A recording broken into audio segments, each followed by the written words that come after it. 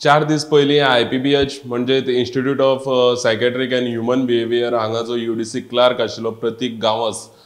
हेजेर एक आरोप जाल्लो की तेणें आपले स्टाफाची जी सॅलरी आसा ते सॅलरींतल्यान थोडे थोडे डिडक्शन केल्ले तो अमावंट आशिल्लो 23,91,000 सुमार मागीर तेणी ते तेंचे सॅलरींतल्यान इन्शुरन्स आनी बाकीची डिडक्शन अशें सांगून तेंचो जो बाकीचो स्टाफ आसा तेंचे सॅलरींतल्यान थोडे थोडे अमावंट डिडक्ट केल्लो हो प्रकार घडटालो फाटलीं 5 वर्सां